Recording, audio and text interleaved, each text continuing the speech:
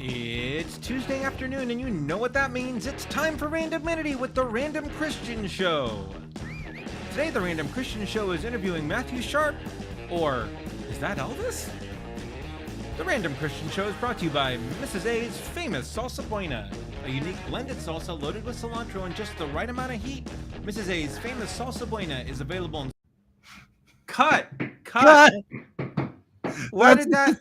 That's not the right one. No, this is. It's Tuesday afternoon, and you know what that means. It's time for Randomity with the Random Christian Show.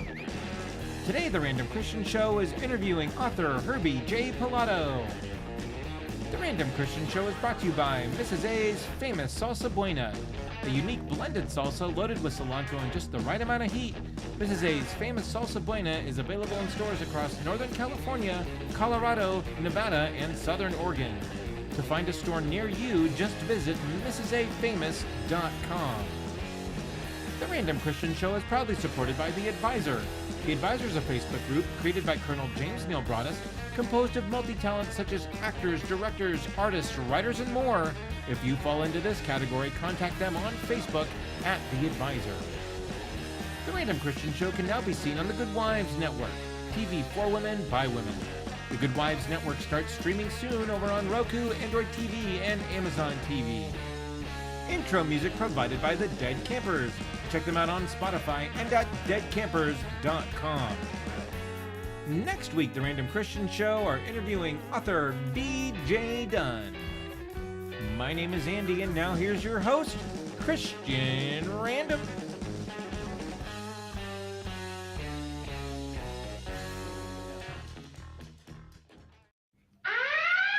Uh-oh! There's a short. There's a short in the system. Oh no! Oh no! Red alert! Red Oh my alert! God. So, hold on here. Note to self: remove last week's opening. That's graphic. my bad. Got it. My bad. I was moving a little fast. I was moving a little fast yesterday, so I got it in there. I just forgot to remove the last one. Rocking out to the intro, and then I'm like, that's last week. That's not Herbie J. Herbie J is in the green room. I know. I almost forgot. I almost thought I forgot to upload the right one. Like I thought I accidentally uploaded last week's. I'm like, oh no, what did I do? What did I It was do? in there. Christian just hit the wrong button. But hey, at least I hit the button, and we're actually basically starting right on time-ish, pretty much for us. Yeah. Yeah. So welcome to it. It is the Random Christian Show. I am Christian. That there is Andy. I'm not Andy. So, and I'm also not Andy. Here. Wait. So who am I? Who are we? Yeah. Who is anyone? Yeah, right. Does anybody know what time it is? Yeah. Does anybody really care? That's a great lyrics for a song there. And Mr. Melia is joining in with us. Hey, Mr. Melia, how you doing, buddy? Welcome back to the show. Thank you for checking us out. Yes, Herbie J Pilato on the show today, returning author extraordinaire, winning awards with his new book, Retroactive Television, which I am very, very intrigued about this. So very excited to get this going. But we got a couple things we got to tackle first. First off, just want to note here that this is Andy's second year with the show. Wow. Well, second year from my first appearance. Okay, on the show as a guest. Because it was, 2 or 3 shows afterwards, and we were like, that I was... Yeah, you want to? Well, because I kept bombing the Facebook chat. Like it was gonna happen anyway. So one way or another, Andy was coming on the show. So what best way to shut this kid up is to bring him on. Yeah, it's just so much easier this way. So yes, as you can see, we have enabled the chat as Mr. Melia has joined in. You can see his comments right there, but now we're hiding them because it's Tim, and he not only smells funny but is weird and funny all at the same time. But Yes, Herbie's got a great book that we're going to be talking about. Plus, he's got his Elizabeth Montgomery documentary that's out. We're going to be talking about that as well. And if you aren't quite sure who I'm talking about, which I don't know why, but that's Bewitched. Me, me, me, me, me. I can't make the twinkle sound. Yeah, I know. I'll get that sounder in there someday. Someday. Kind of like this one. Oh, we're gonna have so much fun with that. A little too much fun probably with that one. Anyway, yeah, we have a random 9 well, it's actually a random 10 list this week because it's basically how our co-hosts have affected each other and what we've learned from each other. So it's going to be quite the interesting about each other too. Yes. Right. And how we enjoy each other and each other's quirks. Right. Should we explain how we did this? Yeah, go ahead. Okay, so there was a really great Saturday Night Live weekend update bit where Patsy Ann is in the chat. Patsy, how are you? Patsy Ann. Long time no see, Patsy. How are you? So there's it was a great bit on Saturday Night Live weekend update where the co-hosts wrote each other's lines.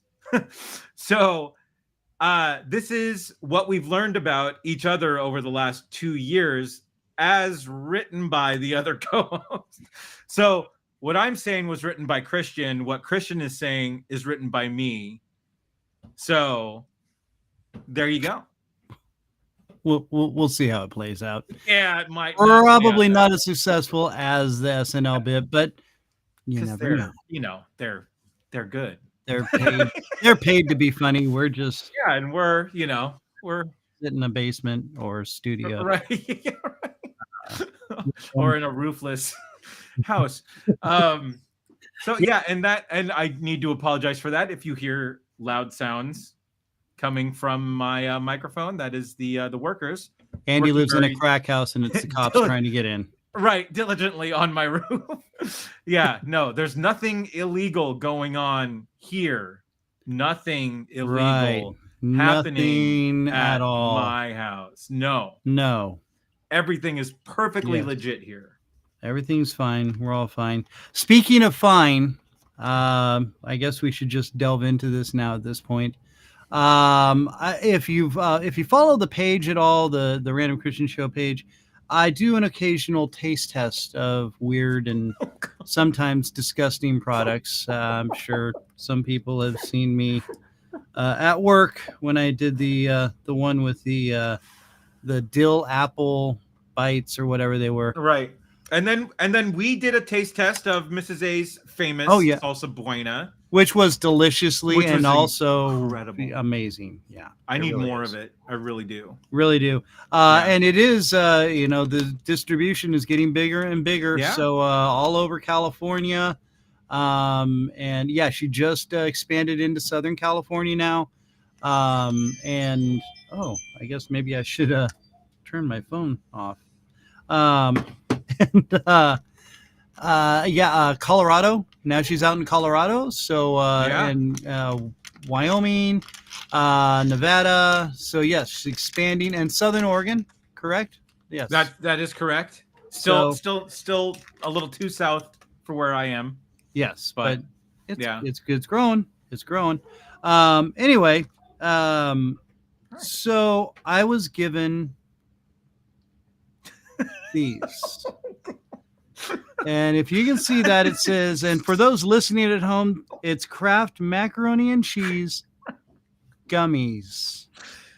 Yeah. Okay, so this you heard me right. Gummies. This officially falls into the why were these created? Because I can already guarantee you that they do not taste good.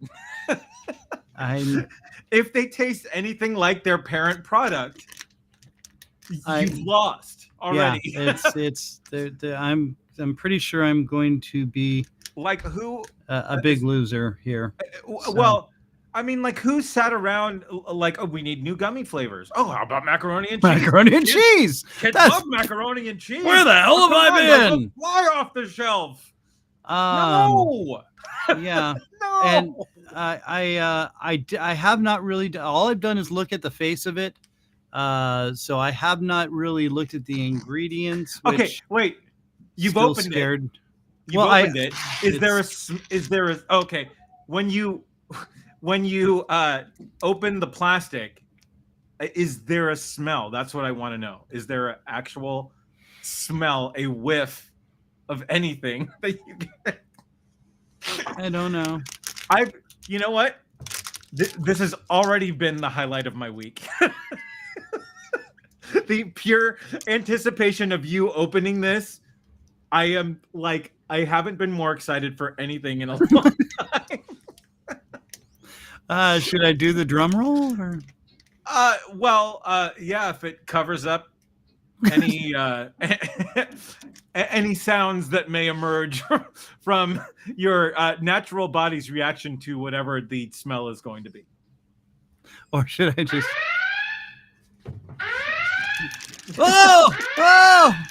All right. Okay. Okay. I'm so afraid to open this. I'm okay. Do it. You know what? Rip off. You got to rip off that Band-Aid. All right. Smell. It smells like. Does it smell like any?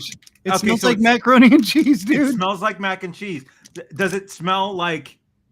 It just smells like regular mac and cheese, like nothing else. Like no, it doesn't smell like a gummy candy or anything. Like oh, it's got a little sweet smell to it. A little sweet. Okay, all right. But it does smell like macaroni. It smells like sweet macaroni and cheese. Is it off-putting in any way, shape, or form? It's not very attractive. Okay, all right. And it's making me kind of afraid. Because regular mac and cheese smells good. Yeah, because it's pasta and cheese. Right. Yeah. Okay. All right. So this is some kind of. I mean, it clearly states in big bold letters, artificially flavored. Right there at the bottom of the box. I feel like this, like, it was Mike Myers, and so I married an axe murderer that says, I feel that most Scottish cuisine was created on a dare. I have a feeling that this was also created on a dare. All right, here we go. Okay. Thank you so much for not sending these over here as well. I can't. All right, here we go. Oh no, this is what I get for having mixed. Now they're shaped like actual macaroni and cheese as well. Yes, they are. Man. Okay, do it. Rip off the Band-Aid. Rip off the Band-Aid. Go for it. You have to. Oh, that's actually. It's all right.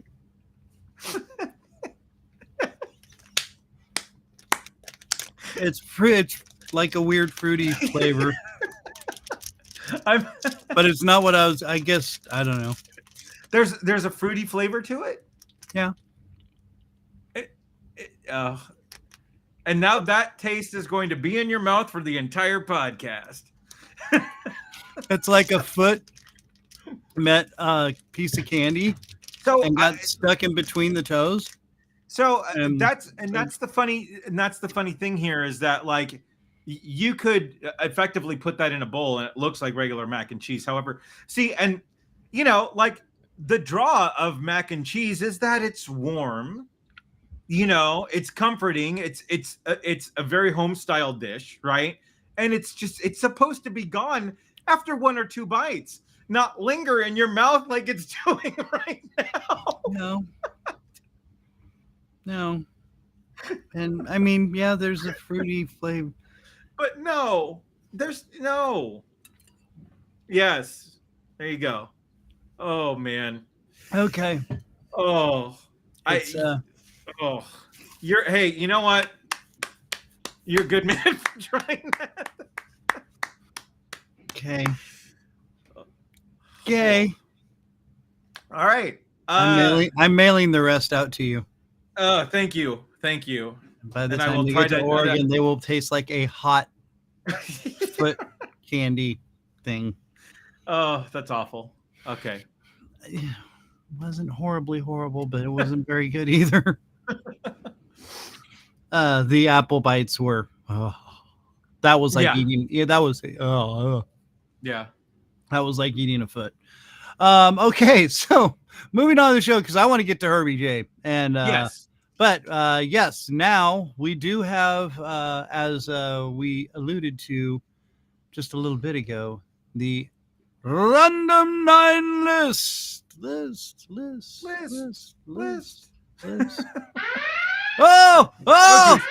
geez. Oh, God. Okay. All right. Okay. Red alert. Everything's under control. All right. Okay. So, welcome to it. Here it is, the random 9 list, which, again, our crackhead squad of lawyers and team of researchers have pulled together. Well, it had nothing to do with this week. Yeah, well, that's true because of my 2-year anniversary. Yeah. So so yes, this is the top 5 things, top 10 things, but 5 between each of us. Right. That we've learned about ourselves over the past 2 years as seen by my co-host. And Andy, I guess I will go first. Yeah. So after being with Christian for 2 years, one of the most pleasurable things that's happened is hearing Christian's rendition of Dana Carvey's Grumpy Old Man.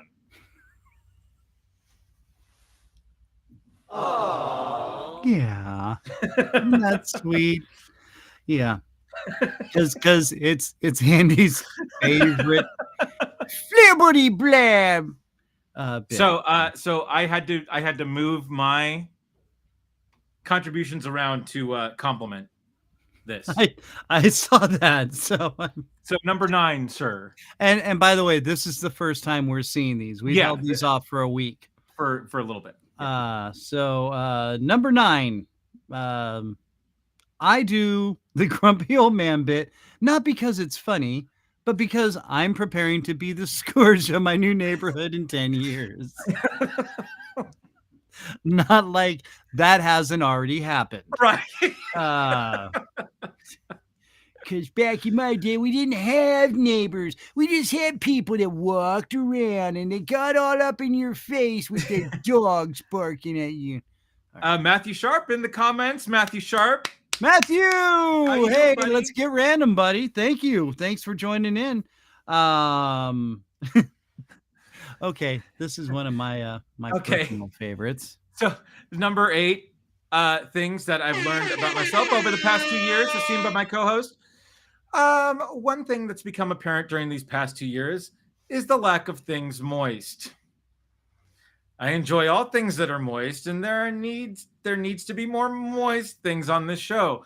However, after 2 years, we haven't had moist representation on the show that requires a moist level of utmost moistness, and moist levels must be at peak moistness. I can't say how much I enjoy the word moist and all over moist things that moist-like types of these things bring.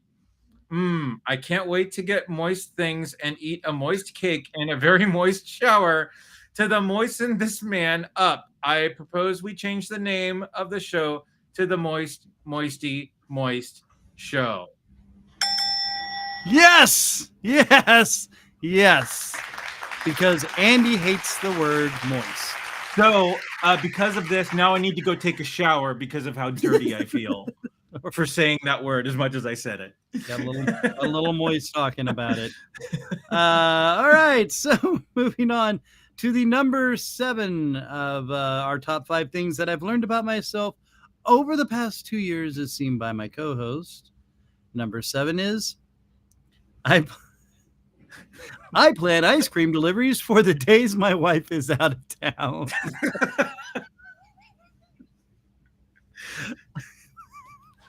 Now, in my defense, Andy, see, my wife was out of town last week. Right. And I'm not allowed to indulge in too much ice cream. But right.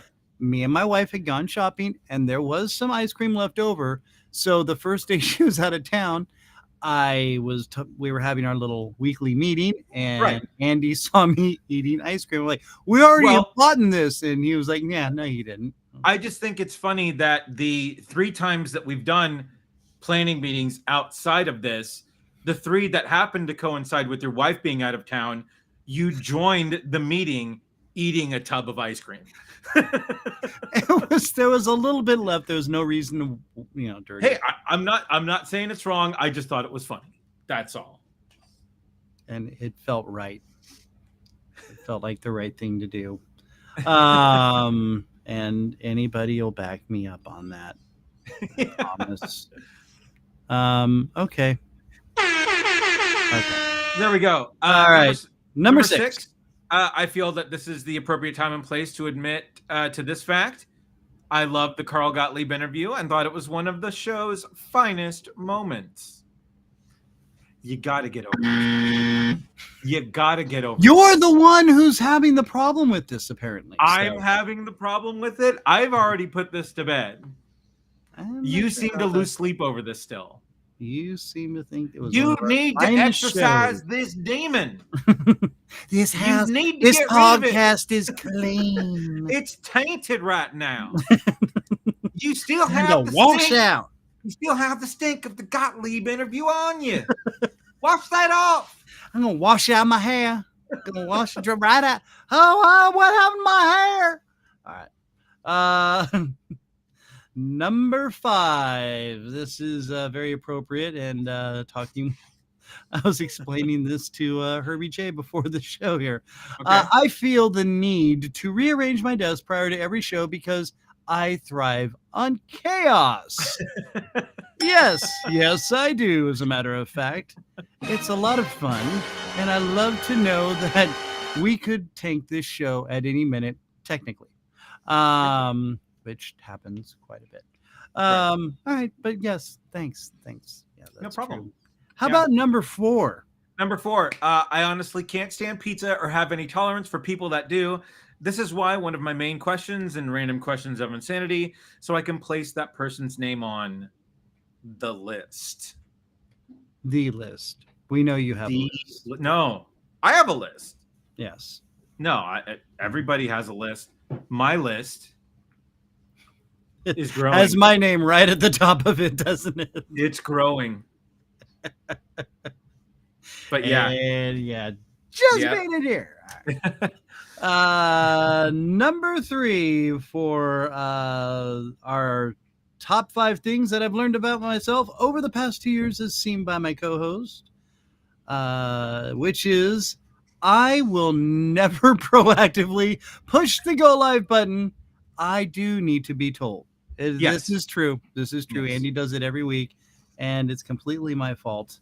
I will make sure that I follow through more genuinely and truly.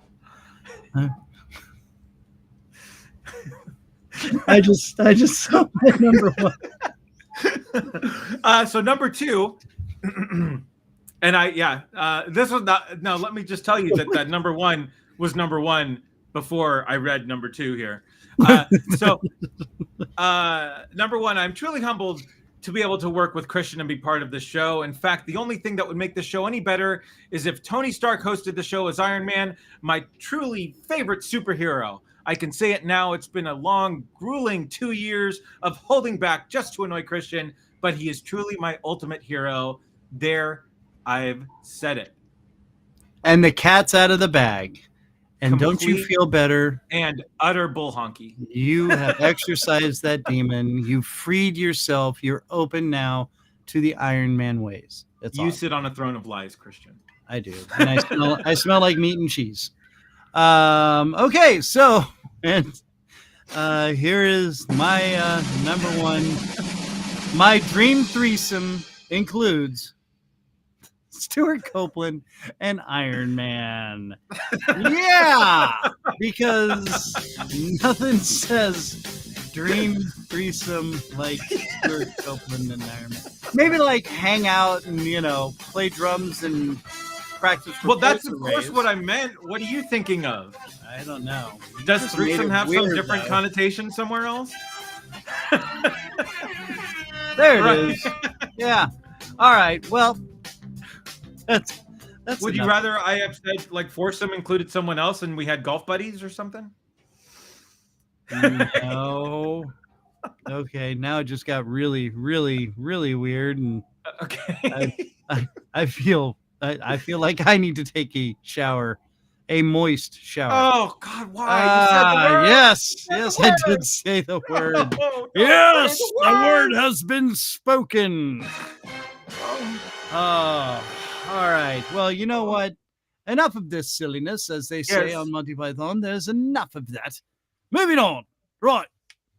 Both right and whatnot, Right. and back and forth, and here we go. Let's do it. So,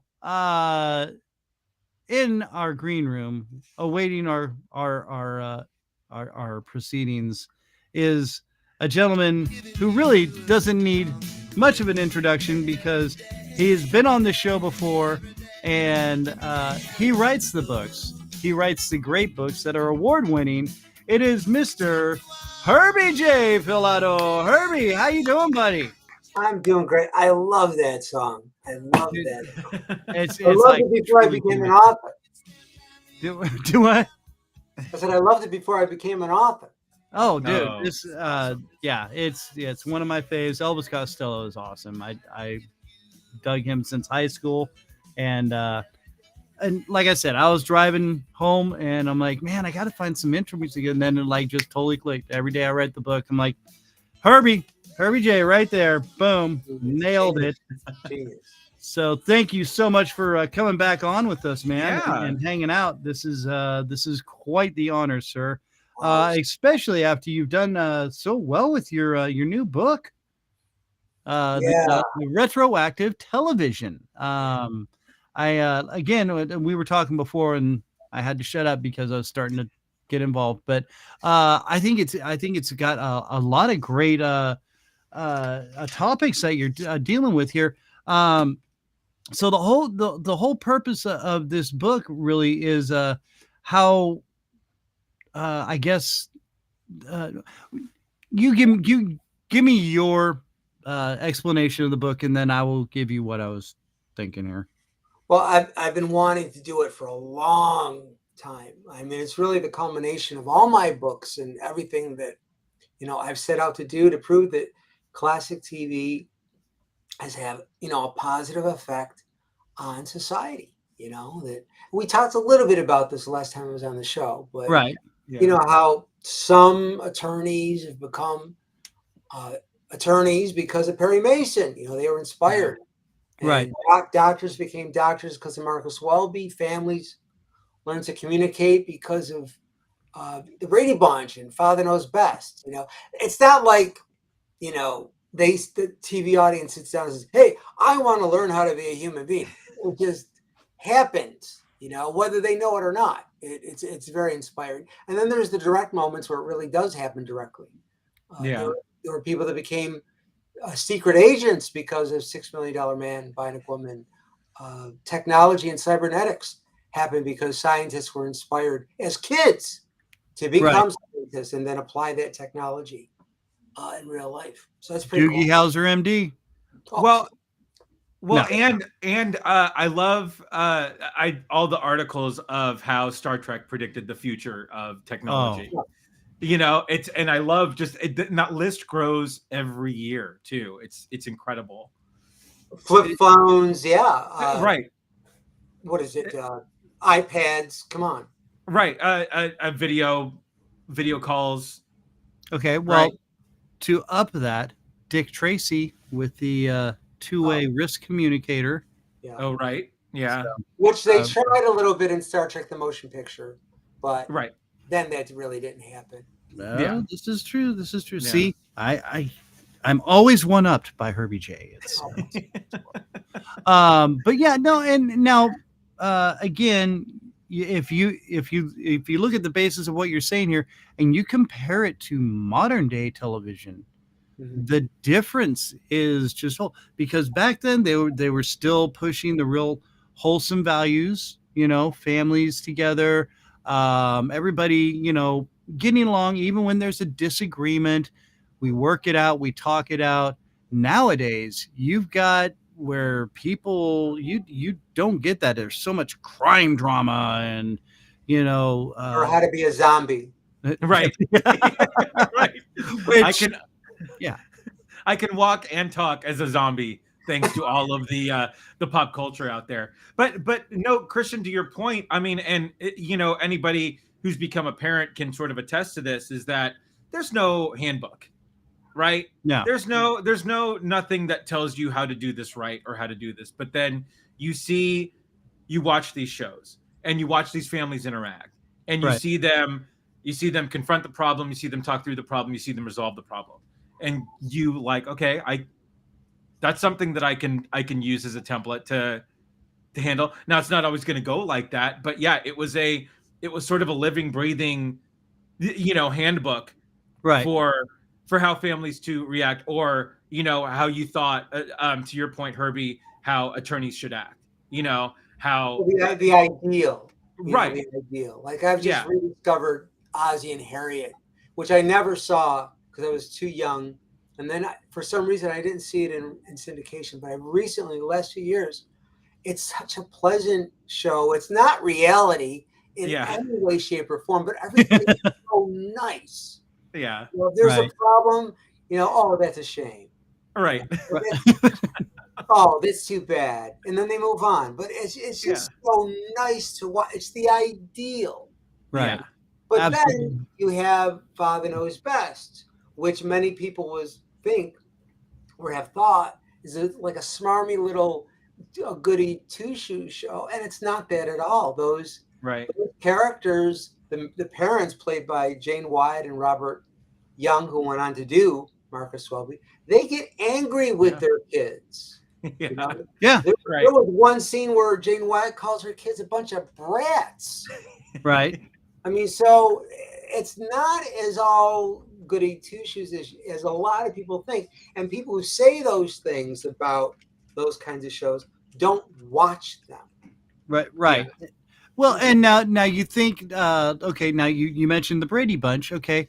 Do you think that the Brady Bunch was almost a whiplash of that kind of programming? Because yes, they were actually kind of real with their kids, in a sense, as to where on the Brady Bunch, well, I think I'm going to have to scold you. And it's like, he wasn't even really that angry, and you're just like, okay, Mr. Brady. Yeah, I'm sorry, Dad. I'll go to my room and think about my life and future. But no, I mean, it's I think there's a big difference. Yeah, the Brady Bunch was a unique animal unto itself. It was a cartoon, really.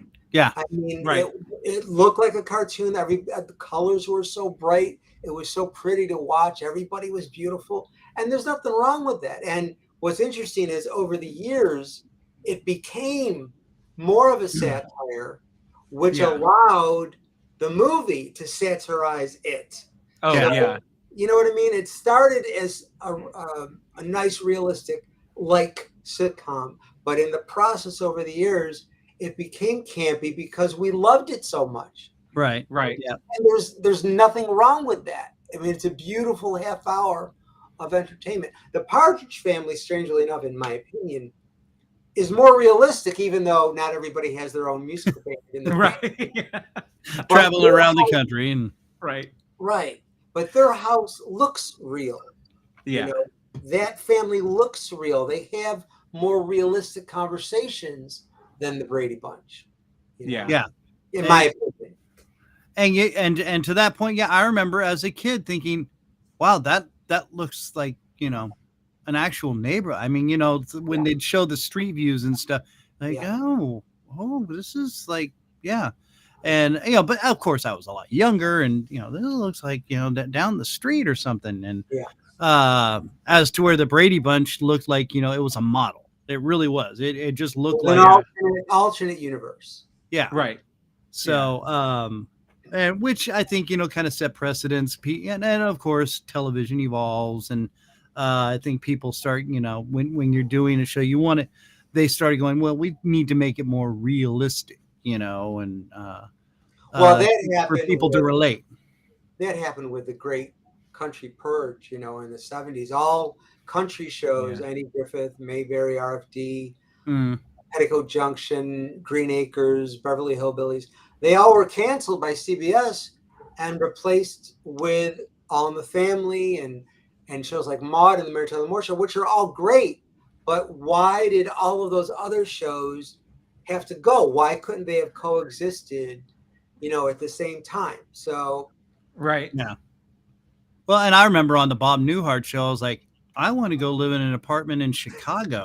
yeah, That was like the coolest apartment ever, man. true. Had the little sunken living room, but then this cool little patio outside, and then the big It had bedroom Suzanne off. Pleshette. Do what? It had Suzanne Pleshette. Well, Right. there was that too. And just like, Well, I mean, and I always wanted to work at WKRP. oh my gosh, Right.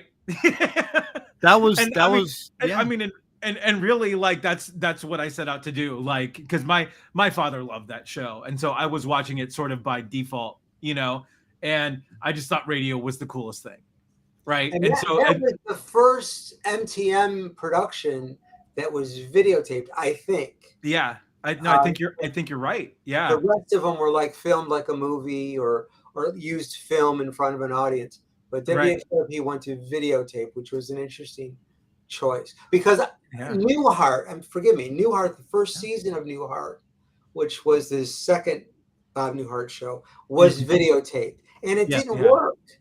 yeah. For one reason or another, it didn't work. Bob Newhart belonged in a filmed show. yeah.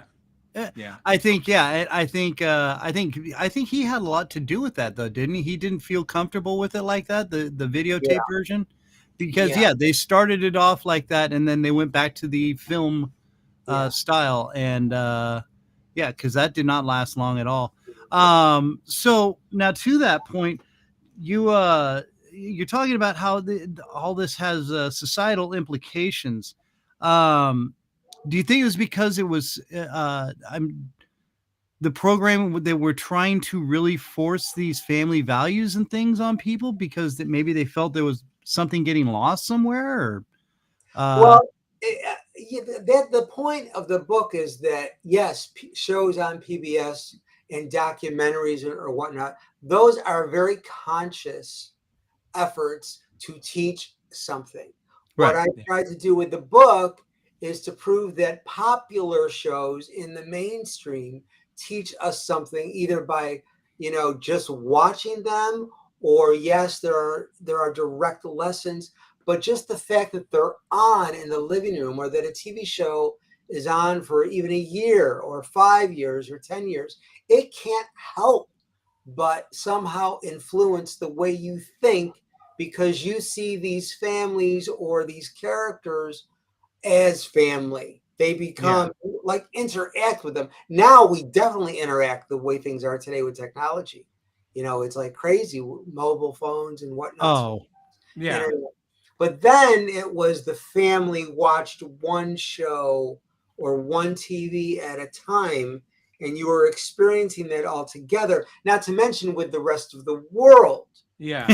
where we could watch things different times on DVD or Blu-ray today, or YouTube, or separately in 9 different TVs in one house. yeah. Yeah. Well, and even then, you catch people watching TV and they're still watching something on their phone, and they've got a laptop or an iPad going at the same time. I mean, and which you almost my kids, I've really controlled them with the phone use and stuff. In fact, when they come to visit me, they don't even bring their phones because they know I'm like, no, come on. And Cool. hey, okay. You got to press the button. Everybody say hi to my wife. Hey, Hi, Lois. It does not look very good right now. Oh, okay. She's just a voice. That's all it is. It's the voice in my head. Okay.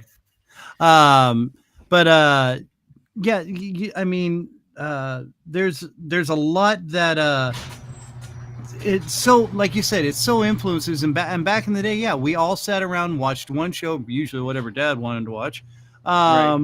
Which again, Bob Newhart, the Mary Tyler Moore Show. Mary Tyler Moore Show brought me to the point where, I loved the fact that, they had this great broadcast television and the behind the scenes of it. I loved being that part, or involved in that part, sitting there watching them type up I'm like, why are they typing? And like, well, he's got to type to give them what they're going to say on the news. And so I was like, oh, Well, what the show did, along with that girl to some extent, and the Ann Southern show before that, yes, is it in the independence of female empowerment and women's liberation.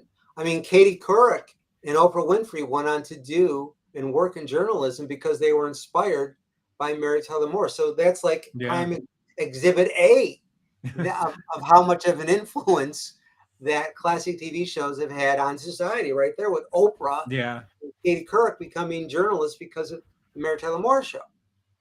Yeah, absolutely. Absolutely. And I mean, that was a huge part. I mean, the fact that I was in love with radio as it was. And then like Andy saying, when WKRP came on, I was like, oh, yeah, that's really what radio's like. I got to be a part of radio. I mean, this is it now.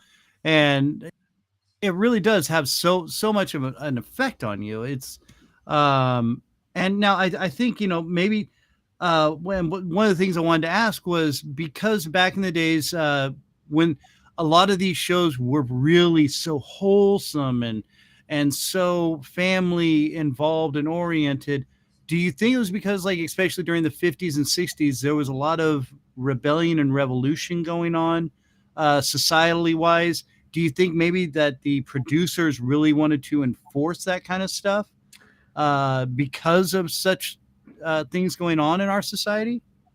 Well, certainly in the 60s, I mean, one of the reasons why, there was Bewitched, I, Jimmy Genie, Star Trek, Get Smart, The Munsters, Addams Family, whatever, all those escapist shows is because the 60s were tough. Yeah.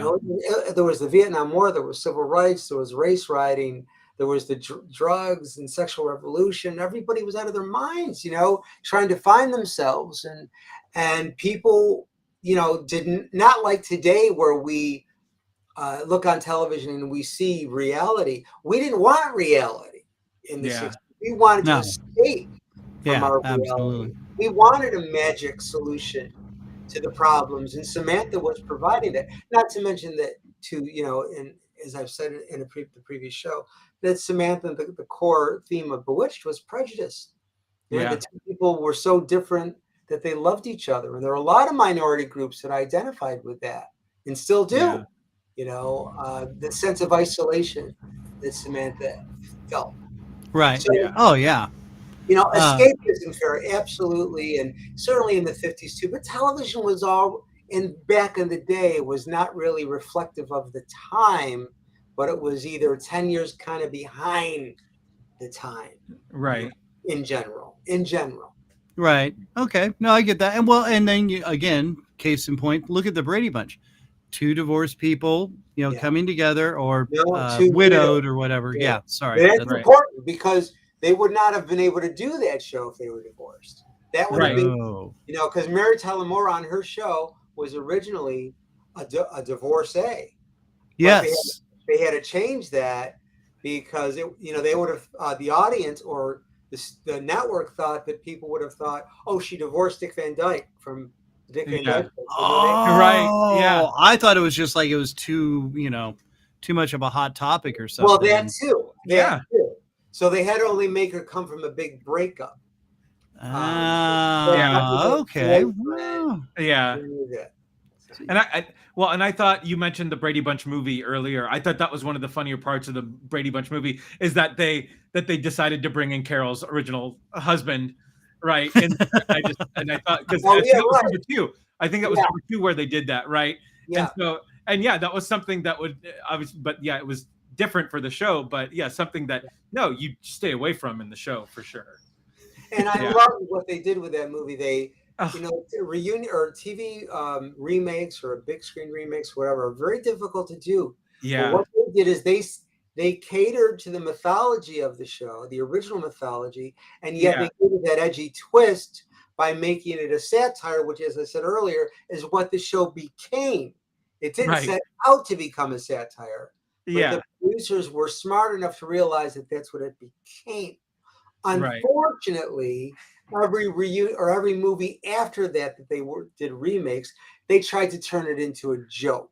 Right. Instead of, they didn't get it. The Brady Bunch was a joke doesn't mean you have to make all these movies jokes. Right. And that was a mistake. Yeah. I totally agree with you. Yeah. There was a certain magic to the Brady Bunch movie in that it really did group. It really did capture what you said it captured. The satire that Brady Bunch became, and you're 100% right. And and they made that work. Yeah. Now, okay, so now let's say, okay, let's move on to a little bit like to shows like All in the Family. Mhm. Okay. Now this again, I think also had a very big social impact in the way, they dealt with a lot of hot topics again. You not only, obviously Archie Bunker, not the most politically correct man. That's putting it softly. I mean, the guy was an outright, bigot, but a bigot with a big heart, because he would show his soft side and understanding side. He learned to listen in a way, but that evolved through the show as it grew, and especially with the Jeffersons, which became an offshoot of that and all that. Do you now? Again, I know it's intentional, but do you think it really became that way, or that's just kind of how it evolved with the writers as they were doing that because of the way our society is? Well, All in the Family is another unique animal. I mean, Norman Lear, genius, Yeah, absolutely. no doubt about it. He changed television, but the character of Archie Bunker was a hero and an anti-hero. I mean, there were a lot of people, unfortunately. Excellent wording, yes. Yeah. Who tuned into that show because they loved the way Archie was, and they thought it was great that he was ignorant like that. Unfortunately, they were missing the point of that they were displaying this character who was wrong. Okay. And usually when you're a lead character, you've got to be likable, but the character wasn't likable. Carol O'Connor's performance as that character was likable, and he became, like you said, he evolved, but he was a jerk, Oh yeah. But then when you came to understand who he was and where he was coming from, you were a little bit more compassionate because you felt so sorry for him. Yeah, absolutely. So pitiful. But like I said, unfortunately, there were a lot of bigots in real life who loved to tune into that show because they thought he was the greatest. Sadly. Sadly. And the fact that like I said, well, okay. Now let's look at this, because this comes out of the Mary Tyler Moore show, the Lou Grant show. Where he's still, I think he becomes the editor of a paper, right, instead of the TV show, and that became more of a drama more than anything. Yes, that was the first time in history, really, when a half-hour sitcom gave birth to a 1-hour drama with the same character. It was like a different universe. Yeah, where's the audience? Yeah, but it was successful. I mean, it was very successful. It somehow made it. And Mary Richards was supposed to at some point make an appearance on that show, but I think that was voted against because then Lou Grant became its own entity. Yeah, it was not really connected. It was Lou Grant, but it really wasn't. Right. Yeah, you didn't want to muddy the waters at that point. Right.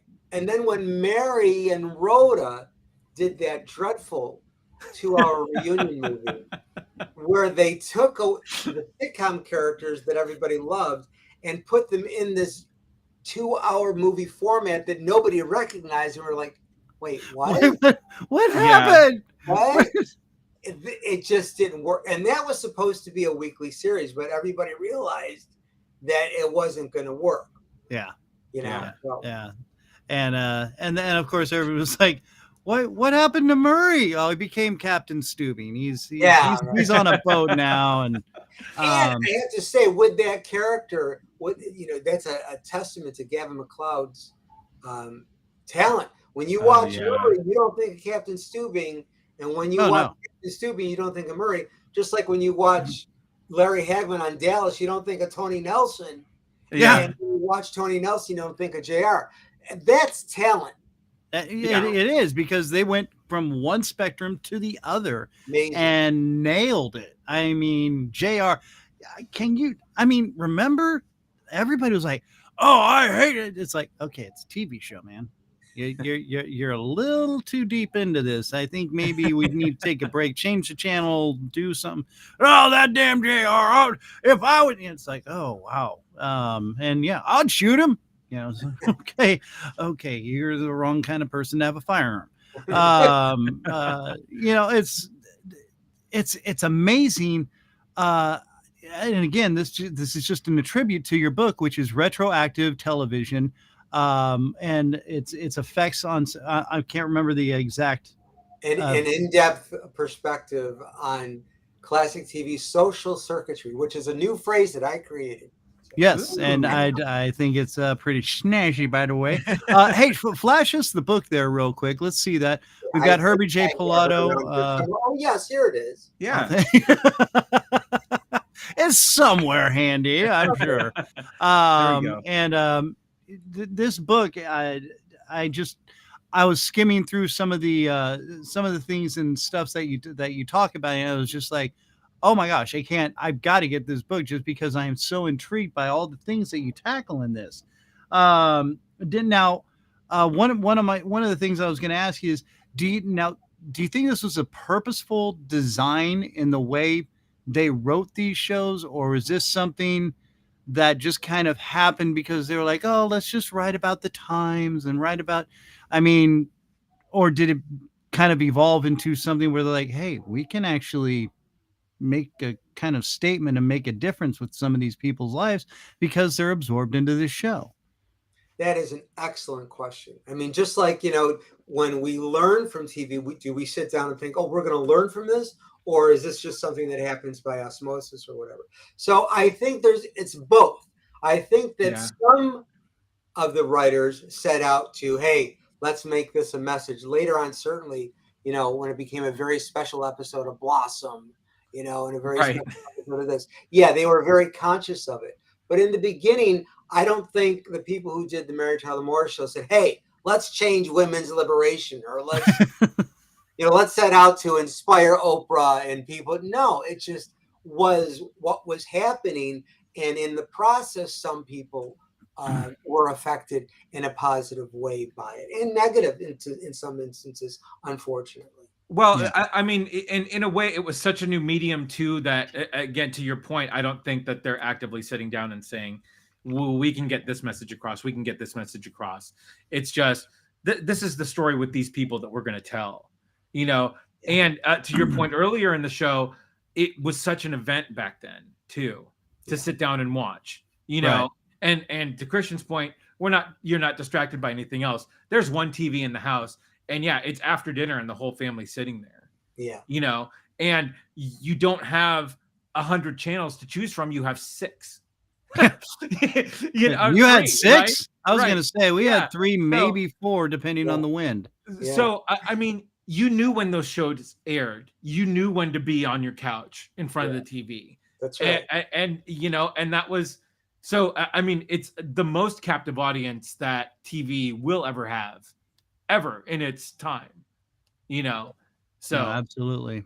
Yeah, I've come to peace with that. I finally have, because I've been wanting TV to be like it was, and I'm like, Herb, it's over. Okay? Right? Ain't ever gonna be like that again. It was what it was. Just grab your DVD of that girl and enjoy it, because that kind of show with the bright coloring and the likability and the charm is not out there anymore.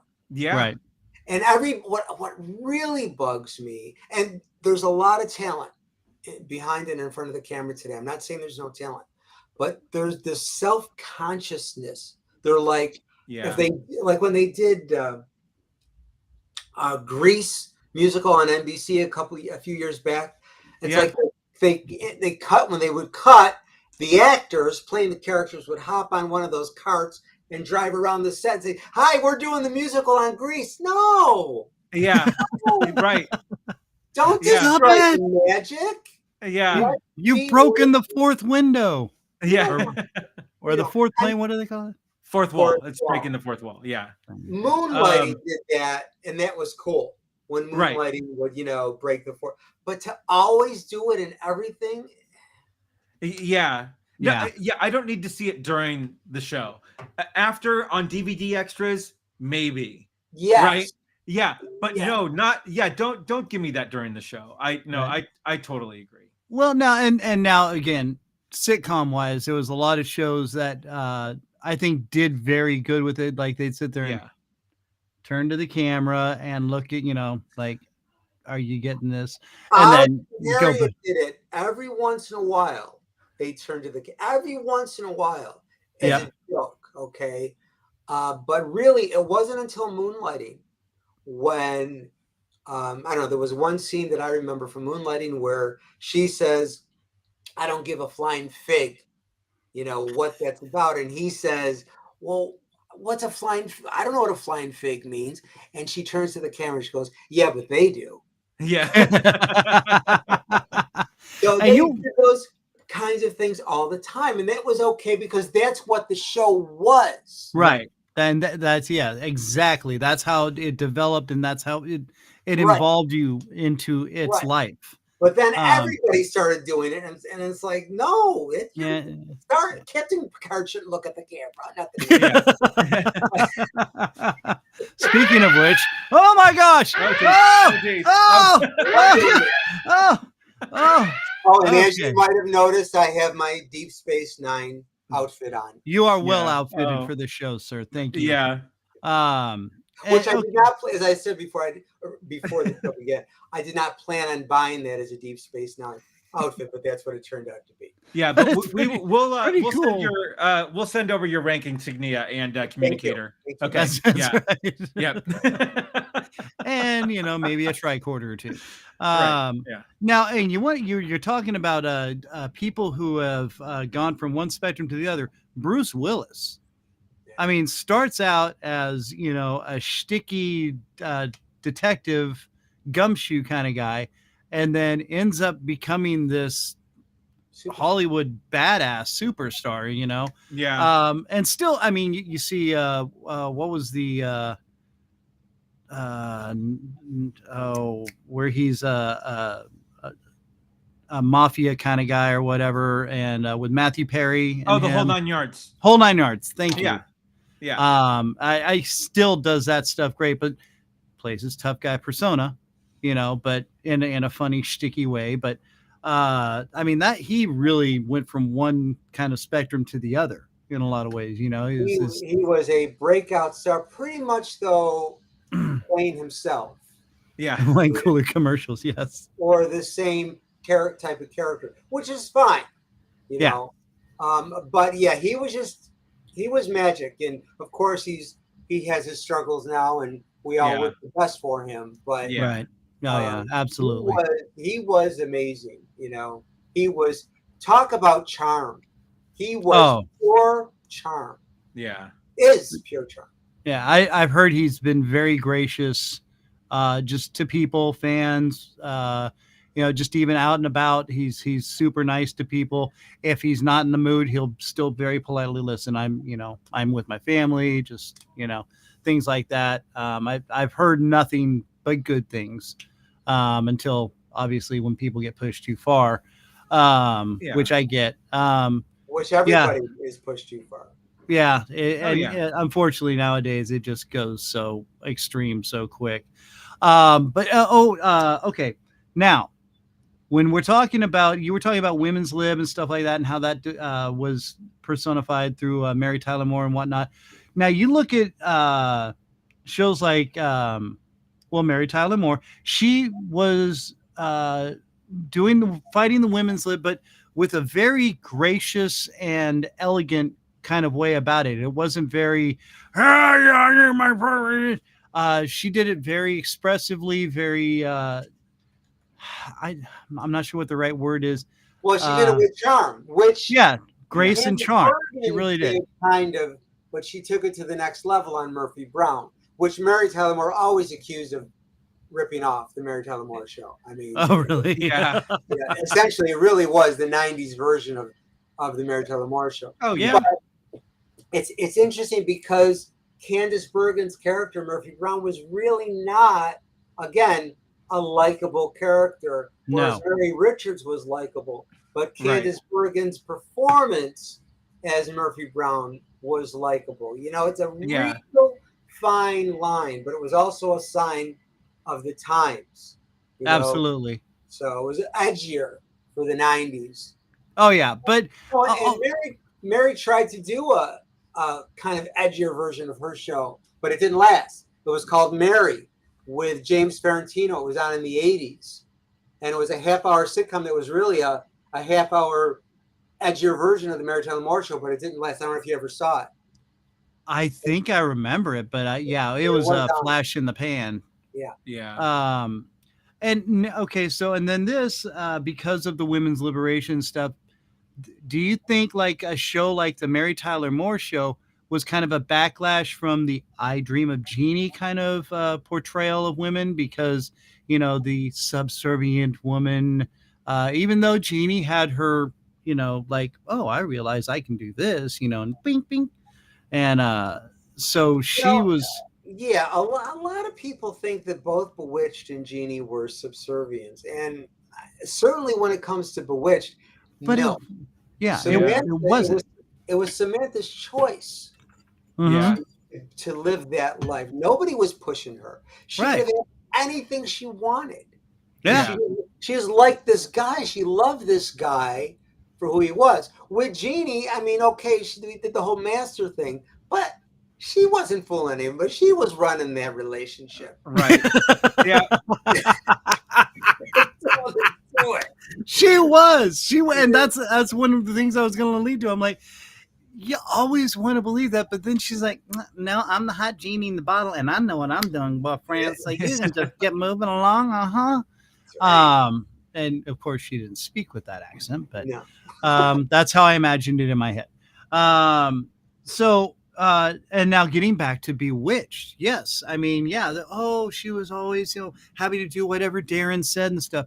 Well, it's because she had a misunderstanding of the human nature in a way, and how mortals would react. And he's like, you know, and he loved her that much where he was putting up with a lot of the hijinks that happened around her because of her family who didn't want to put up with mortals. That's a real interesting, good point, because Dick York, who played the first Darren, told me, he said, it's not as though Darren, you know, didn't want her to do the magic because he didn't want anybody else to find out about it. He wanted her all to himself. Oh, You know, he loved her. He's like, no one else is going to get this woman. So that was his inspiration or motivation for the character. But if they didn't have that conflict, there would have been no show. It's like, true. Okay, honey, do the magic. Now what? Yeah. Well, yeah, she does magic. That's great. She just turned that guy into a Twinkie, right? You know, and Dora would have loved him, and then where would have been the conflict between Darren and Dora? So, which was always great. And then, of course, Uncle Arthur. Uncle Arthur. Oh, my favorite Pauline. He was. Well, let me tell you something there, Durwood. He was and he only did like 7 episodes, and everybody thinks he's on the show all the time. Yeah. 7. That's it, really? Well, That's a testament to his talent. Oh, Yeah. I love Pauline. It's just one of my absolute favorites. That was one of the reasons I watched Hollywood Squares because, well, of course, my dad watched it, but Pauline was just genius. And I never got any of the jokes back in the day. And then I come back and I watch some of these, you know, you see clips of him on Hollywood Squares. You're like, dude, yeah. he's getting a little out of control there. And then I didn't realize that they filmed it so much where they had to like do cuts because some of the things he would say, they're like, okay, no, whoa. Sure. Yeah. It was really, he was one of those guys that was so far above what anybody gave him credit for. And just an amazingly funny, quick wit. I mean, when he, I know we're totally going off topic now. Totally cool. Welcome to the Random Christian Show. Right. Herbie J Pilato's here with us, award-winning author with Retroactive Television, his new book that's out winning awards right now. And I'm talking about Paul Lynn. But yeah, he when he did the roasts and stuff like that, he was there. None of that was scripted at all. Nobody knew what he was going to say. Yeah. And just amazingly funny guy. Truly. But so back into classic television, shaping our society, molding our brains.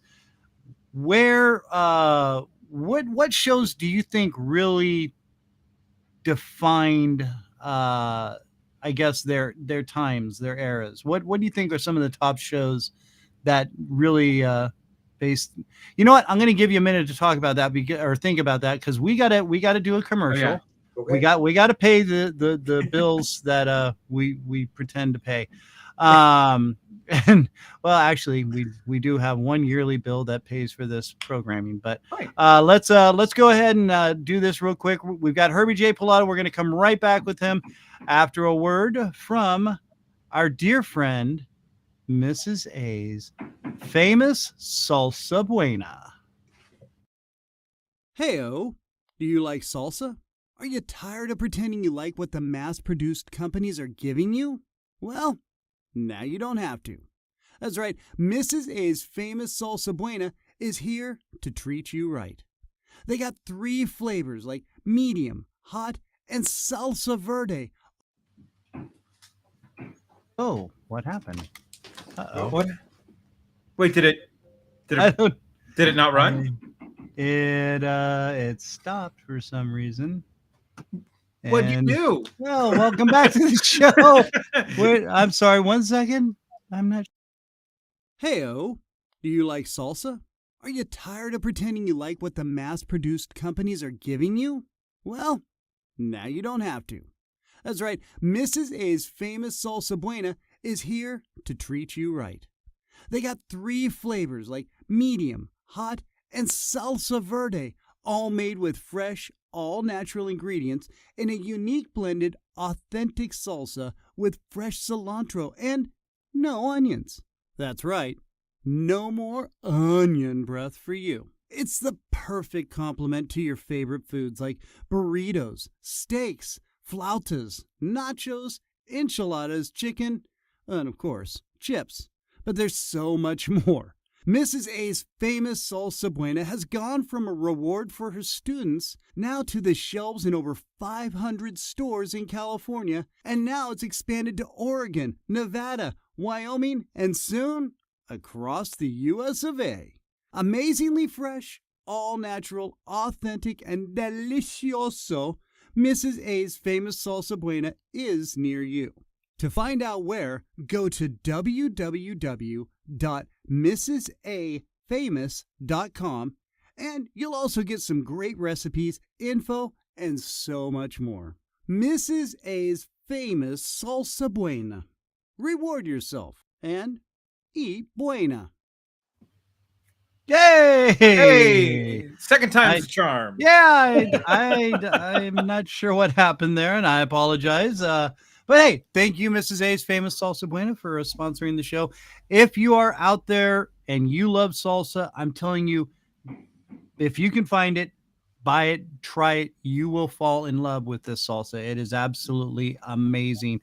Andy, who hates salsa, now loves salsa and has to have it shipped in twice a week. I hate hot salsa, and I love their hot. I love Mrs. A's hot salsa. Yeah, it's absolutely delicious. Yeah.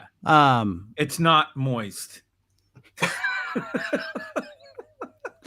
No, it could be kind of moist at times, I'm sure. Okay, so we've got Herbie J Pilato here with us, award-winning author and we've been talking about retroactive television, his newest book, excuse me, that's winning awards out there. What we were just getting to the fact, talking about shows that defined their generation or their era, I guess, especially back into, when you go back into the more classic televisions, as you've been talking about. What do you think were some of the bigger shows, especially back in maybe the 50s and 60s, that really defined and made a mark on society? Well, definitely, I think Ozzie and Harriet represented the 50s, the ideal, the ideal of what the 50s, 60s family life wanted to be. But getting into the 70s, I think even more so than Married to the More, Kung Fu Oh, yeah. represented so much. Yeah. The Wow. I hippie forgot about that. generation. While David Carradine is really introducing Asian thought and New Age thought, really, to the mainstream, President Nixon is holding historic landmark or benchmark conversations with China's Chairman Mao. Yeah. I mean, it was wild. And Kung Fu really gets in the last few years, it's been getting a bad rap because David Carradine, was not Asian, an Asian actor. And and this is an opportunity for me to clear a couple things up. Number one, Bruce Lee did not create Kung Fu. Kung Fu was created by Ed Spielman and Howard Friedlander in the 1960s. It was supposed to be a feature film. And then it was brought to television right around the same time that Bruce Lee had a similar idea that had nothing to do with Kung Fu. And he auditioned for Kung Fu, but he was considered too tough for the role. And the character of Kwa Chang Caine was half American and half Chinese. So there's that. And it was because of his rejection from Kung Fu that Bruce Lee went to China and became a martial arts movie star that just exploded on the scene. He was just so, upset. So he was ignited to become, what he became because of the rejection of Kung Fu. Now, the character of Caine was always, like I said, Asian, and half American. And America simply was not ready to have a lead Asian character taking over a series. Right. It wasn't ready. However, the supporting characters on Kung Fu were all Asian American actors. Right. And that show did more for Asian American community in the Asian American characters than any show before it. They were not stereotypical. And the casting director was Guy Lee. He was Asian American. And he did more in casting those Asian American actors in Asian American supporting roles than any show on the air. So it really upsets me when people put Kung Fu down because David Carradine wasn't, the world wasn't ready. And the character was Asian American or Asian American. So there, soapbox down. Well, I mean, and that's over. There it is. 100%. Yes. Yeah. And just quick side note, Herbie J has written a book about the show Kung Fu and all about it. Two books. I apologize. And down here on the crawler, you can go to www.herbiejpilato.com. He's got all his books right there. That's his website. You can just Google it, and you'll find out all about it. It took me nothing to find out about all the books that you've got out there on your television history and whatnot. But okay, now go ahead. I wanted to make that little quick side note for people listening. No, I'm done. Yeah, no, I mean, to your point, the people that are complaining about this, especially over the last 3 years when we've become way overly sensitive as a culture, they don't look as deep They You know, they don't look at the history of it no, and what it did for the Asian American community. And there are right. Asian American actors. God bless James Hong. He's still Yeah. with us. He was Oh, on yeah. that show. He's like amazing. Right. So believe me, certainly like even what's happening with all minority characters and actors today, it definitely has to blend, and there is definitely diversity. But don't start knocking kung fu for its time, and Right. Right. don't say it didn't do anything or it was wrong. It did a lot. Right. Yeah. All Yeah. races. And because you're talking about it. So. Well, you had one foot still up there. No, it's totally legitimate. It's completely legitimate, and it needs to be said. You Right. know. I mean, you're talking about a time that, I mean, it broke, like you said, it actually brought in and did so much for Asian actors and whatnot, because you're talking about a time where in movies, white people were dressing up as Indians. They were putting makeup on them to make them look red-skinned and whatnot, which, that's completely offensive, because and then they started actually hiring American Indian actors and whatnot, and that started really. And yet there's also the conversation or the argument that you only Cuban actors can play Cuban characters. Well, no, because I'm sorry, Jesus really, the guy who played Jesus, Robert Powell, or one of them, Max von Sydow, they really weren't the Son of God. Right. They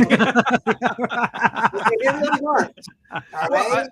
Yeah. They just played the Son of God. He's got kind of a full book, so he's hard to I get had some issues with that, But I mean, really, this argument can go all the way back to Shakespeare putting on plays with men playing the women roles, right? Right? Excellent point. Yeah. Jeez. So, no, with all due respect to all cultures, yeah. But I think actors should just be actors, unless it's okay. I'm not going to be playing any Irish American character anytime soon. Okay, right. Yeah. But I can play Latino, and Latinos can play Italians. Let's not get crazy. Okay? Yeah. Right. Yeah. Well, let's not mix them all up together, and then the next thing you know, we got. Okay. All right. So Kung Fu, definitely one of the shows that really defined its era. What's something? I know you said Ozzie and Harriet.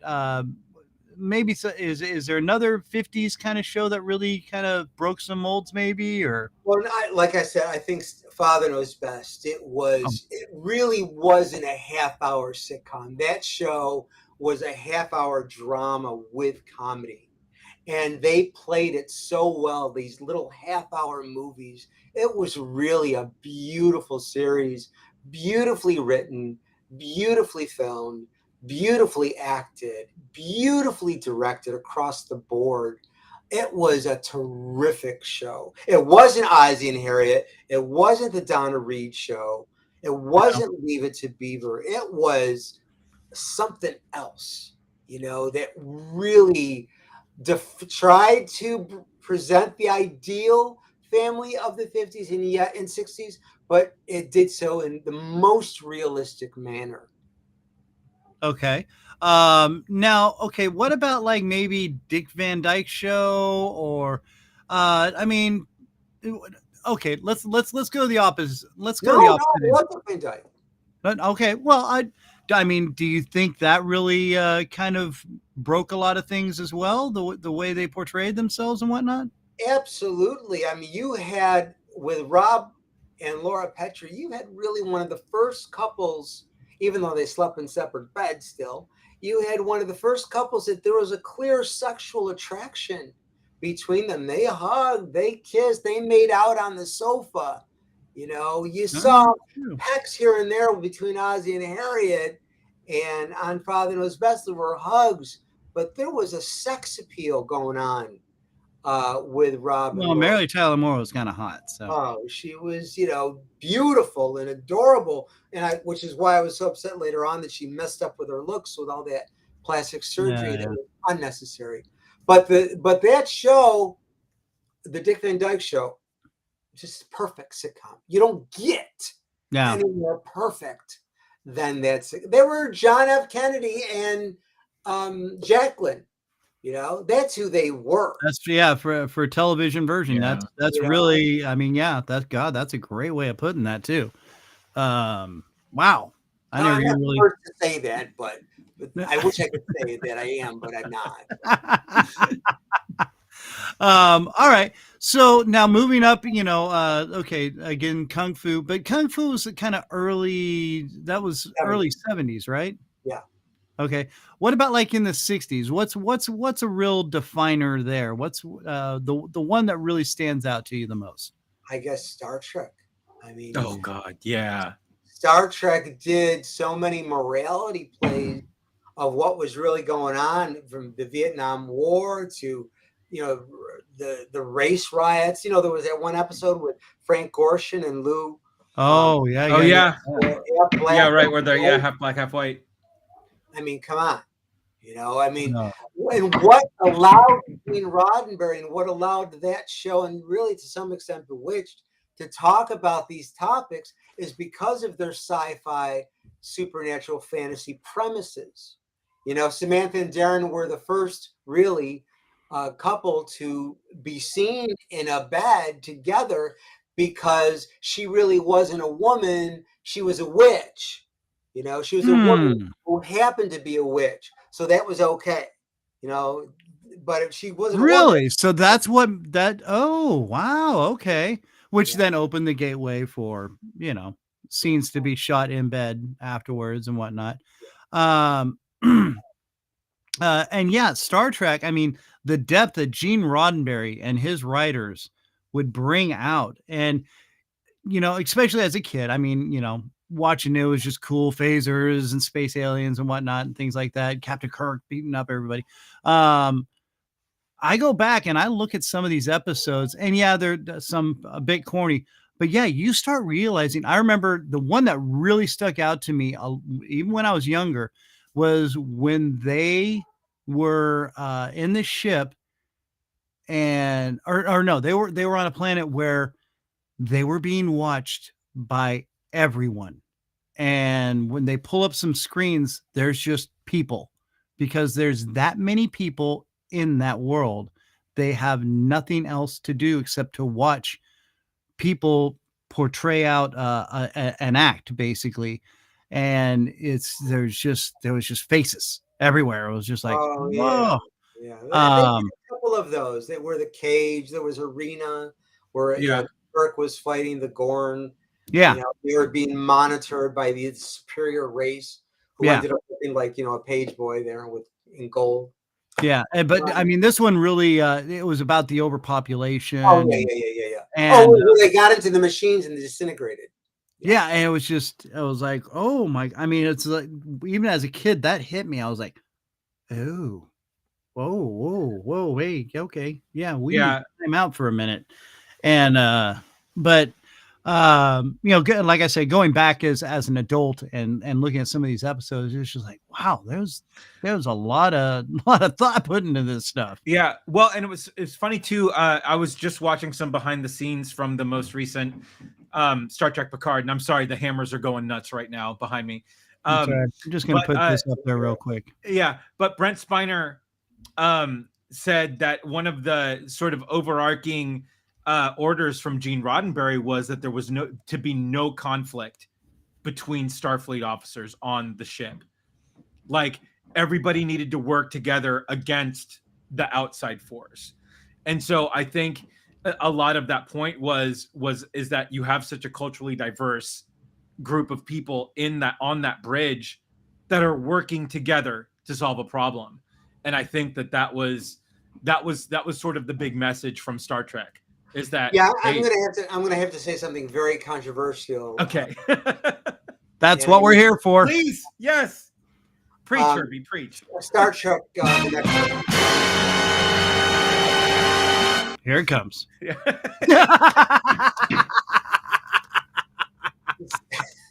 That was awesome.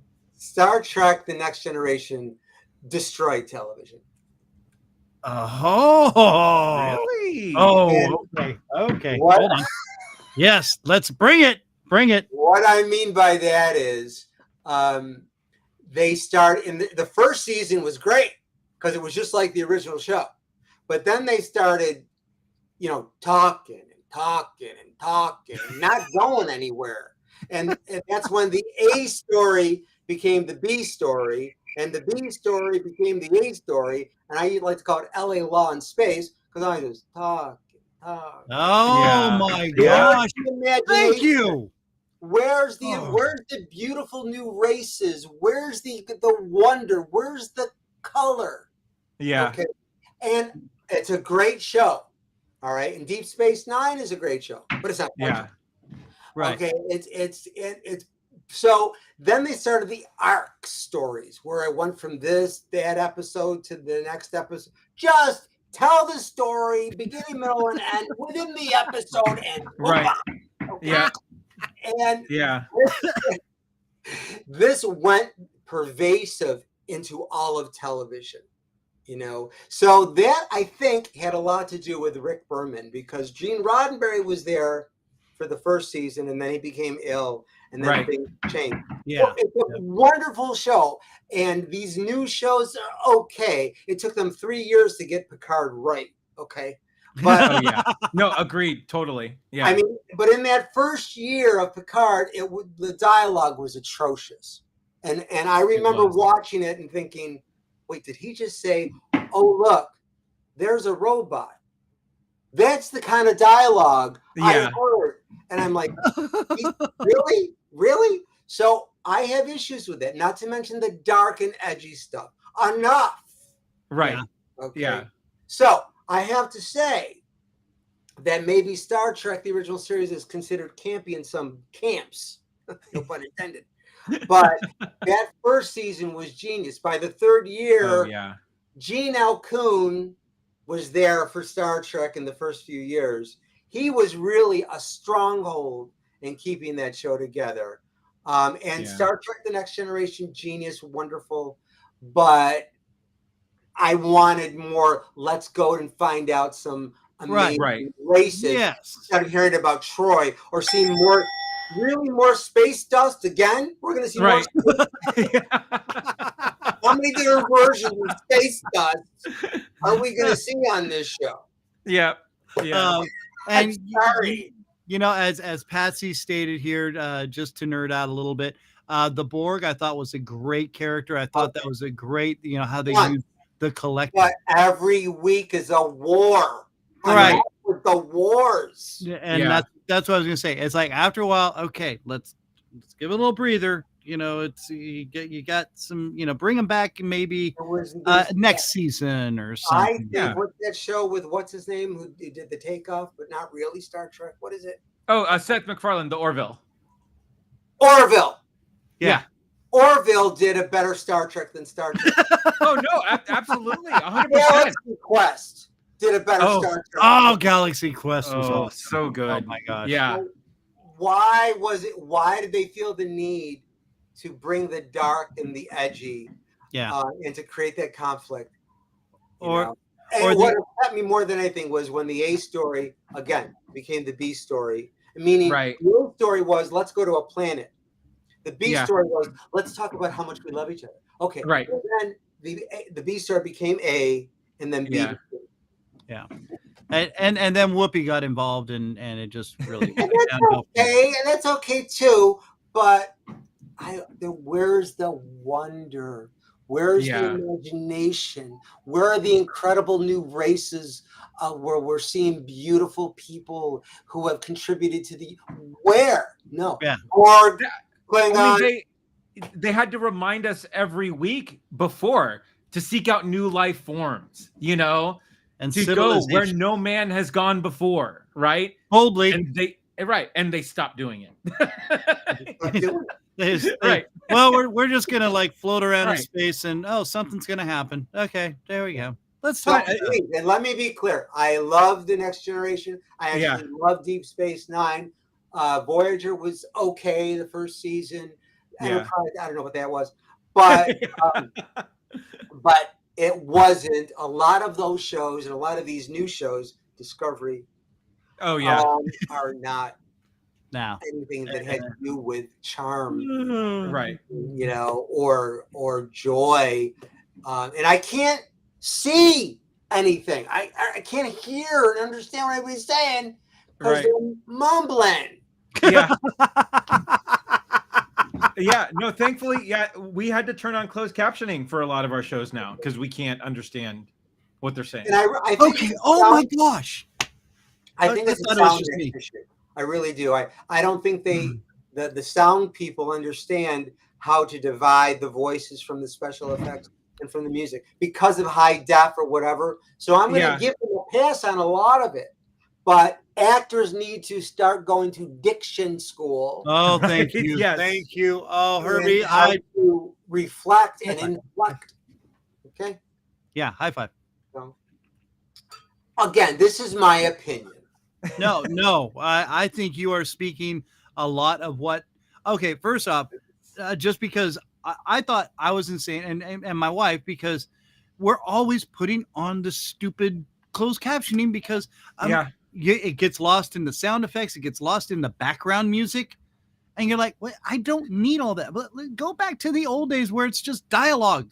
I don't need, hip hop music playing. I mean, obviously, if it's part of the scene or Yeah. something, it's supposed to be in a club or whatever. I get that, but yes, I thought I'm like, okay, I know I'm old, but my hearing isn't that horrible. Yeah. And no, and you're exactly right. And diction, yeah, and just kids in period nowadays. Oh gosh, I'm going back into flibbity flab old man. No, Oh, it's everybody talks so fast. They talk so fast because this generation coming up talks so fast because their minds are they're genius, they're brilliant. Everybody is born brilliant because of technology. Okay, that's just the way it is. But when you get in front of a camera, for the love of heaven, speak with the diction. Yes. And again, yes. Herbie J Pilato. Oh my gosh. Dropping the truth bombs everywhere. Award-winning author, Herbie J Pilato. We're talking about classic television, its effect on society, which is all about his book, Retroactive Television, which is winning awards all over the place. Right there it is. I'm very proud of the book. I'm very proud of the book. I just won the grand prize at the LA Book Festival, correct? No. It was the Los Angeles Book Festival, which is different, by the way, than the Los Angeles Times Festival of Books. Two different things. Okay. It won the grand prize as Book of the Year at the Los Angeles Book Festival, and I subsequently then became Author of the Year at that festival. So wow, jeez, yeah, that's just huge. Yes, excellent. All right, so now, and I know you work more with more classic television and whatnot, but since we've been progressing into through the decades as defining shows and whatnot, what do you think was we've discussed the 70s, I think, haven't we? We okay. So late 70s, 80s. What do you think was the one that really woke people up? What jolted people into this modern world of the 80s? Because that was a bit. I mean, that the late 70s, early 80s was a huge. There was a lot going on in television back then. There was so much changing around and whatnot. Yeah. Well, the 80s was strange because, first of all, there were synthesizers. So that was a big problem. Those damn Moog people. They're stupid flibbity flab synthesizer thingy magoober. I think the Golden Girls did a heck of a lot for the senior community. I think Life Goes On, which came on in the final year of the decade in 1989, really normalized those with disabilities. That character, Corky, played by the genius Chris Burke, he played a character who happened to be a young man who happened to have Down syndrome. Just Right. like Cain was a man who happened to be half Asian, half American. Samantha was a woman who happened to be a witch. So he really carried that theme on that show. Now, Corky, Chris Burke really had Down syndrome Right. in real life. You Yes. know, that was amazing that you had a weekly character played by an actor who had a disability playing a character with a disability. Jerry Jewell really was the first to do that on The Facts of Life, where she played cousin Jerry who had cerebral palsy, and Right. that was a guest semi character, semi character who came on in a semi regular role, is what I'm trying to say. Right. Where Corky was every week. So yeah, I'd say Jerry Jewell on The Facts of Life, and The Facts of Life was groundbreaking too. And the Golden Girls did a lot for the senior community, and then Corky on Life Goes On did amazing things. Not to mention Chad Lowe, who played the Emmy, you know, had an Emmy-winning character of Jesse on Life Goes On. He had inflicted with AIDS. Chad Lowe didn't have AIDS in real life, but he played a character with AIDS. That was monumental. Yeah. No, that's wow. I completely forgot about that whole scenario. Wow. Okay. Yeah. And that was really into the 90s. But right. Yeah. Like you said, that was the tail end of the 80s going into the 90s and whatnot. So I have to ask how you felt about the social impact of Married with Children. I think there's a big pause. Yeah. It was a satire. Yeah. Okay? It wasn't even All in the Family. It was a satire on All in the Family in the 80s. Yeah. And it glorified ignorance too. Yeah. So that was like a joke. Yeah. You know, that was a joke. But a lot of people didn't understand that it was a joke. And right.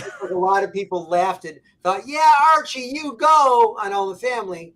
They did the same with Married with Children. You go ahead and be ignorant and treat your wife like crap. You know, right. But I don't know. I think it was not a good thing to have. Sorry. Sure. It was a very typical Fox programming. We're going to give you as much shock value as we can cram into here until the censors say, no, you can't do that. Yeah. Which kind of was that age, though. In the mid 80s and whatnot. I mean, if you look at it, that's when shock jocks like Howard Stern were blowing up.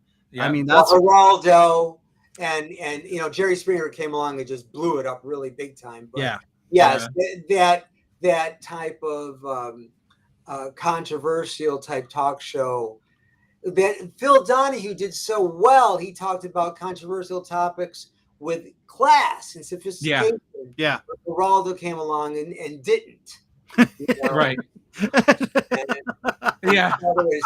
And then American Idol went on and changed, you know, Ted and Mac's Amateur Hour into mean-spirited Simon Cowell, which is softened over the years. But yeah. I'm sorry. I don't get these talent shows at all. And my wife loves them. Kids love them. They all just, I don't get it. I mean, they're 15 minutes of fame. Yeah.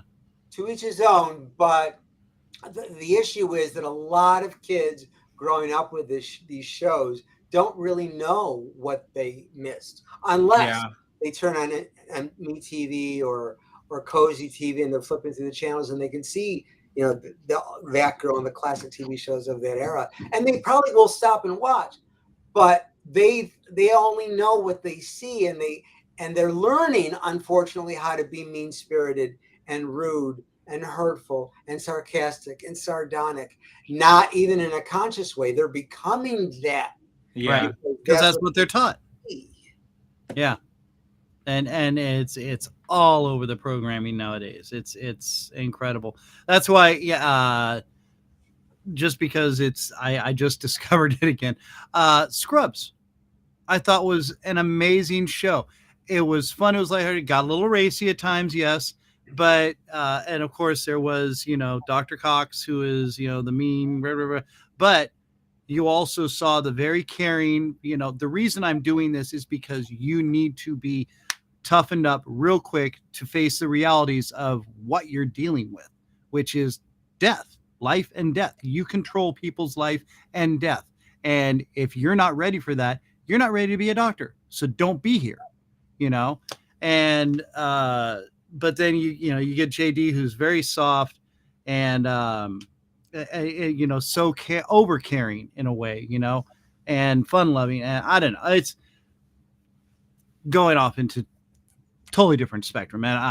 I like Roseanne. I think Roseanne was a really funny show about a real family. I think they got a little crazy at times, and certainly whatever it is today, I don't know. But you can't do Roseanne without Roseanne, and that's what they've done. Yeah. This is not a political statement one way or the other. I don't give a flying fig what anybody is. Right. If something's funny, something should stay funny. And when you create a show, you should be able to stay on your own show that you create. Well, and nobody cared back then. Like, Yeah. that was the thing. It didn't matter. We weren't as connected. We don't know these people. We didn't necessarily know these people outside of their TV shows. Yes. Right. Except for what we saw on award shows. Right. And they were always nice on award shows because they were getting awards. Right. So yeah. And I think that's the problem with being too connected as a culture, is that now, we know way too much about the people that we idolized. And, you're allowed to have your opinion. You're absolutely allowed to have your opinion, and I'm allowed to have my opinion, and it may not be your opinion, but I'm not going to tell you can't do something because of your opinion. I'm not going to tell you you're wrong because of your opinion. Right. I will say, yeah.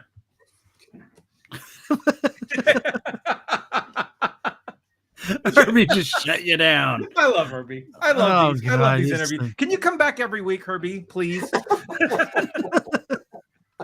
you know what I love about you guys is that you're funny, you're cynical, and you're edgy, but you're so likable in the way you do it. Well, thank you, sir. You have charm. Well, Charm. We're 100% going to quote you on this. I was going to say, I'm sending this to my mom. Yeah, award-winning, _ award-winning author Herbie J Pilato. Like, that's I mean it. I really, really, really mean it, because it's not like you shy away from controversy. You address it, but you do it in such a likable, charming way, and that's all you have to do, man. Is be likable and charming, and be respectful. Say what you want to say, but don't be mean. Yeah. Absolutely. And the key word is respectful. And so many people have lost the sense of that word nowadays. And that eroded way back in the 80s, and you just saw it just crunch down. And it's, you were talking about how people don't have diction nowadays and whatnot, and they talk loudly, and they start talking over each other instead of taking a moment, listen. Because everything is improvised today. God forbid you stick to the script. An actor's job is to interpret what the writer wrote, not to change those words. Yeah. Right. And any director or writer who allows that kind of improvisation is doing a great disservice to the final product. You can do that in rehearsals, and you can do that in your own mind of creating but when you get on that stage, or when you get in front of that camera and you're an actor to interpret those words were written in a certain way, with a certain rhythm, with a certain intent. You can't be messing with that. And it's a cheat if you do, just to make it easy on you. And you know what? I think one of the last great shows that had that kind of cadence and flow and rhythm and writing was Cheers. Tell me if I'm wrong. I can't one way or the other, because I don't know that for sure. Oh. But I'm going to trust you and say, yes, okay. Well, I feel, but based on everything you just said, they respect the way the writers wrote the show, the way they, they literally did. Now, did they also make those characters their own? Yes, but with the way the writers worked with them, I think. Well, And the last great sitcom that I think ever aired was Frasier. To me, okay, that was the most beautifully lit, written, designed. The set was gorgeous. The characters were not caricatures. They didn't break character just to throw in a joke for the hell of right. it. Okay. Excuse me, for the HE double hockey sticks for it. They they did it because it made sense within that realm. Yes. Today, on sitcoms, you don't have characters. You have stand-ups you have comedians doing stand-ups in the episode that have nothing to do with the other characters. There's no connections. They're like, Yeah, oh, very I'm true. going to say something funny now, even though it has nothing to do with my character. Frasier was the last great sitcom. Yeah. in my opinion. And a lot of the same writers too from Cheers Yes, did that's Frasier, correct. but yeah, and again they still, but Kelsey Grammer, David Hyde Pierce, they absorbed those characters, especially David Hyde Pierce. The Amazing. way he absorbed Niles and made it his own. And I've seen interviews where they're like, we actually started like conferring with him about the lines we were writing because we're like, do you really think Niles would say something like this? Because we think it would really, and they collaborate. That's okay when the writer approaches the actor Right. at that time. Okay. Yeah. That's right. And what's really amazing about Niles and Frasier is that they were so similar, they looked alike, and yet so Different. was Absolutely. amazing performances from both of those actors. Well, Oh, and God, yes. I mean, and John Mahoney was the exclamation point to both of them, to be so different than both of them, and you just can't imagine that they both came from that, and I just, Mahoney he's great in everything that he does, but he was so good. I mean, he was, so great in Frasier. Yeah. And I love Perry Gilpin. I just love her. Oh yeah. Oh, yeah. Oh, she Yeah, was Roz. like, Roz yeah. was great. Oh man, so beautiful, so smart, And I guess she's going to make a cameo in the new Frasier reboot, which is going, from what I understand, just like Frasier came from Cheers. He started a new life from Cheers. The new Frasier is going to start a new life with a bunch of new characters, which I think is wise, instead of just rebooting the original show. kind of like how Newhart did with his shows. Well, not really. Well, he wasn't the same character. No, but it was still the same premise in a way. He had his Anyway, okay. Listen, I know we're starting to get short on time, and we could sit here and probably talk for at least another hour. But I wanted to talk about also your documentary on Elizabeth Montgomery. Yeah.